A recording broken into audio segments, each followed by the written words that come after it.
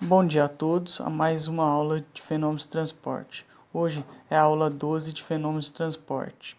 Na última aula aprendemos os conceitos da primeira lei da termodinâmica em regime permanente para bocal, difusor e turbina.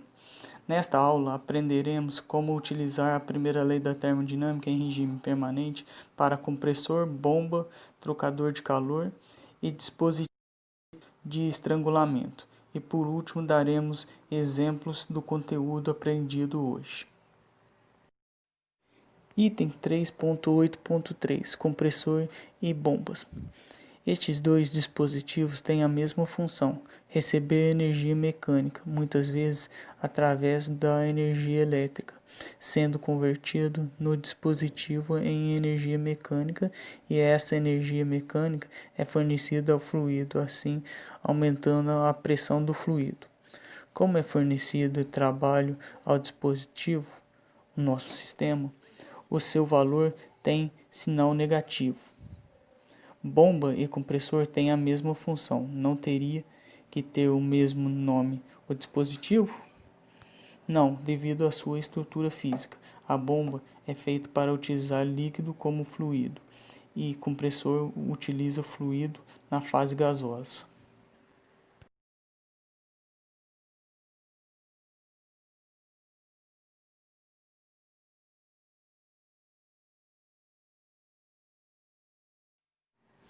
Bomba e compressor têm as mesmas considerações de modelagem.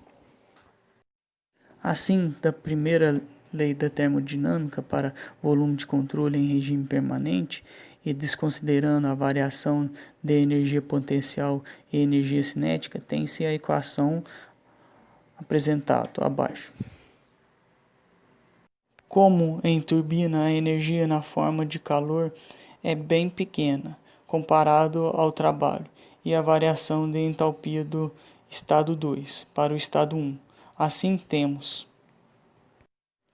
observação, que a variável que desconsideramos para a modelagem da primeira lei da termodinâmica para bomba e compressor deve ser analisado. Quais variáveis são importantes? Exemplo, na bomba a variação de altura pode ser grande, assim a variação de energia potencial tem que ser considerado. A mesma coisa acontece com a variação de energia cinética. Cada caso temos que analisar o que de fato deve ser desprezado.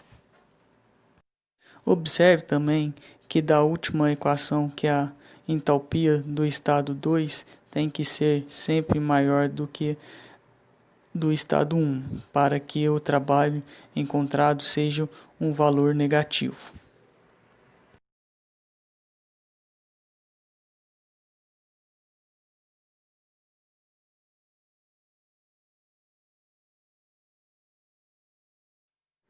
Item 3.8.4 Trocadores de calor.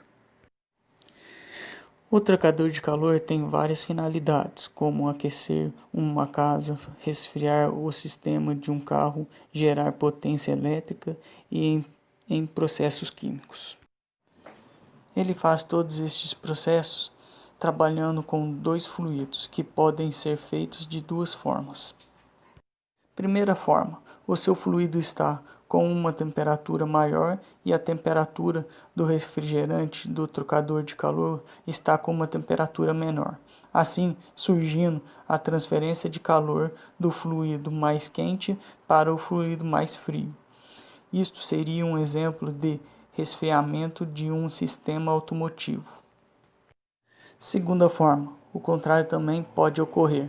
O fluido do ambiente está frio e o fluido do refrigerante está quente, havendo assim transferência de calor do mais quente para o mais frio, ou seja, aquecendo o ambiente. Seria o caso do aquecimento doméstico. Existem várias formas de fazer esta transferência de calor de um fluido quente para um fluido frio. Cada uma destas formas possui suas vantagens e desvantagens, que são melhor visto no curso de transferência de calor.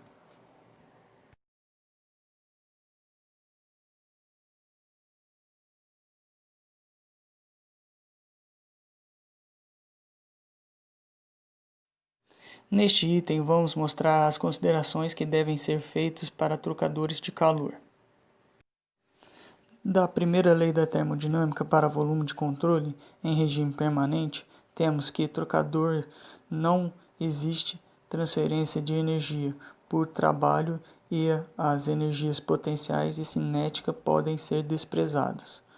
Única consideração a mais que devemos observar é que trocador de calor muitas vezes tem várias entradas e várias saídas, de modo que o fluido frio fica em contato com o fluido quente por mais tempo. Este contato entre os dois fluidos é sempre feito com intermediação de uma parede sólida, de modo que os fluidos não se misturem. Dessa forma, ficamos com a equação mostrada abaixo. Como que está relacionado ao calor que é transferido na superfície de controle do volume de controle, que engloba os dois fluidos, percebemos que este valor é pequeno.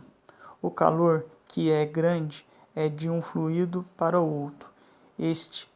Esta troca de calor ocorre dentro do sistema, por isso que é considerado no sistema igual a zero, que é desprezível.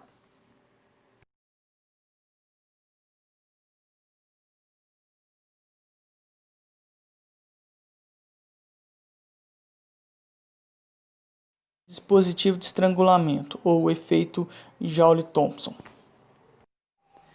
Este dispositivo tem a funcionalidade de colocar uma restrição no escoamento de um fluido. À temperatura ambiente, todos os gases, exceto hidrogênio, hélio e neônio, resfriam-se sob a expansão do experimento de Joule-Thomson. O efeito é aplicado com a técnica de Linde com um processo padrão na indústria petroquímica, onde o processo é importante para liquefazer gases e também em várias aplicações criogênicas, por exemplo, para a produção de oxigênio, nitrogênio e argônio líquido.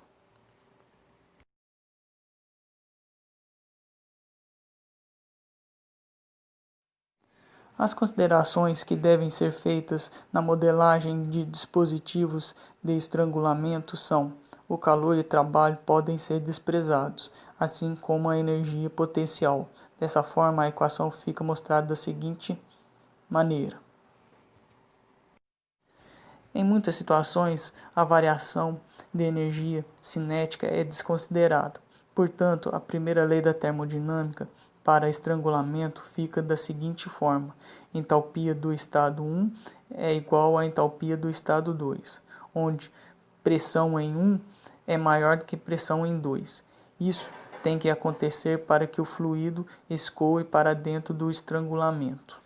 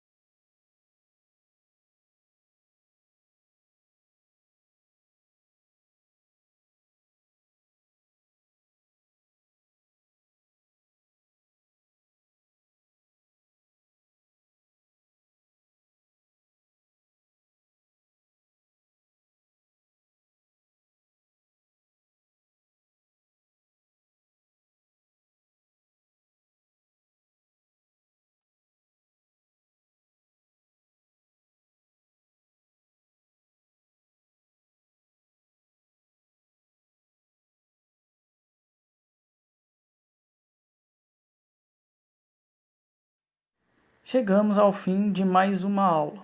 Qualquer dúvida, entre em contato por e-mail. E até a próxima aula.